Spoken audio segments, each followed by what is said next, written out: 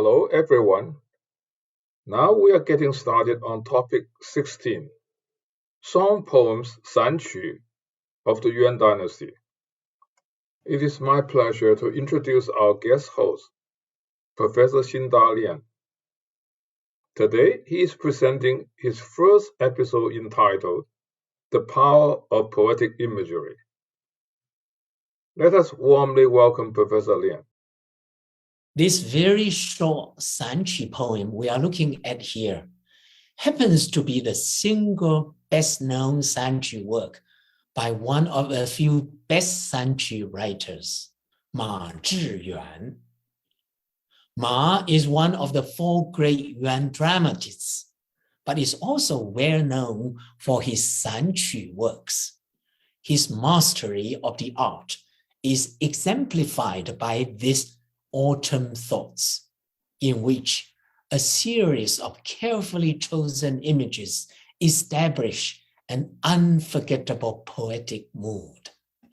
The imagistic nature of this song is obvious, except for the word xia, or to go down, at the end of the third line.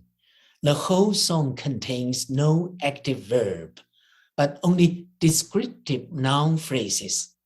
Some commentator would therefore compare it to a picture, saying that the poet unfolds a scene like a scroll of Chinese painting. This comparison, however, might oversimplify the poetic experience and miss the real spell of the piece. Actually, the poet does not encourage readers to view as onlookers the picture of a traveler in an autumn evening. Rather, he lures them to identify with the traveler. This explains why, by the end of the song, the homesickness of the traveler would come to readers not as a trite sentiment, but as a personal experience with a heart-rending freshness. The exactly identical verse structure of the first three lines often causes the unwatchful eyes to read them together as a parallel, the triplet.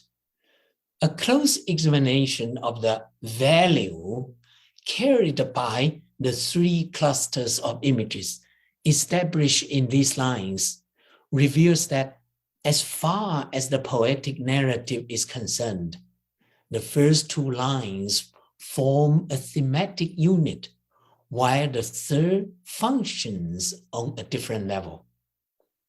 The withered vines, old trees, and flocks of black crows in the first line present a wild and repelling, if not threatening, nature. Whereas in the second line, the human home and the bridge, which is man-made and has much to do with everyday human activity, with the gurgling water underneath, create a congenial ambience. The implication of the contrast between those two sets of images, however, renders itself fully only when readers come to the third line. Compared with the concrete images in the two foregoing lines, the images in the third line read as being less specific and more like symbols. The ancientness of the road, not sensually visible, can lead readers to go beyond the scope of the scene at hand and let them see in their mind's eye the endless road extending into other spaces and other times. The west wind indicates not only the time of year, but also implies the sadness that one feels during the decaying season.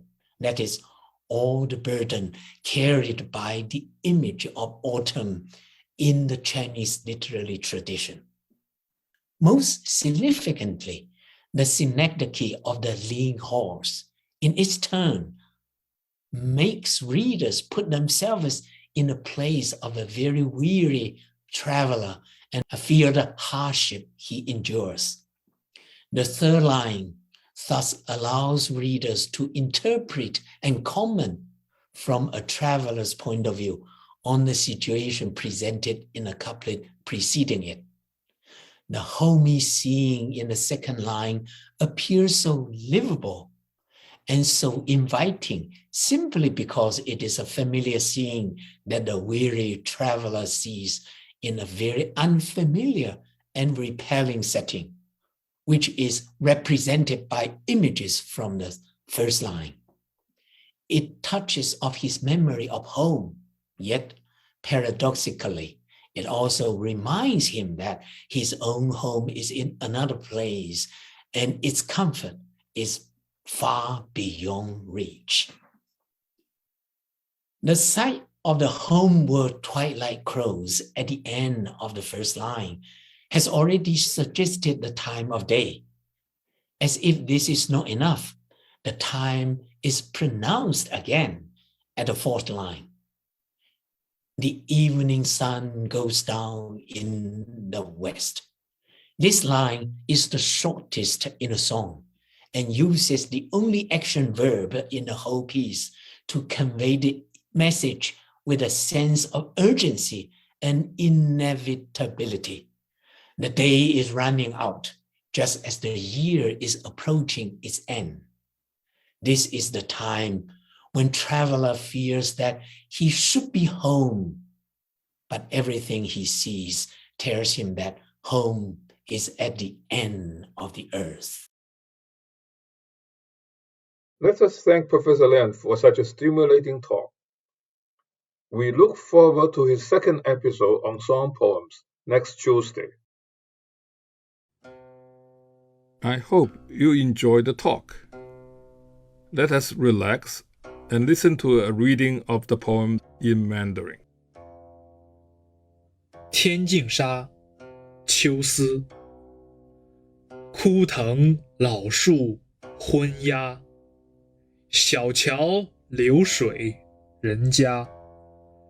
古道西风瘦马，夕阳西下，断肠人在天涯。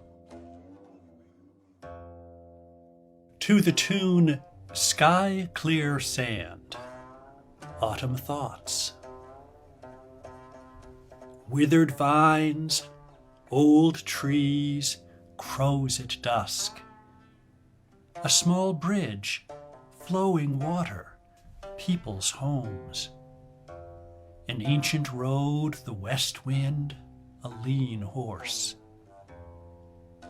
The evening sun goes down in the west. One heartbroken man at the end of the earth.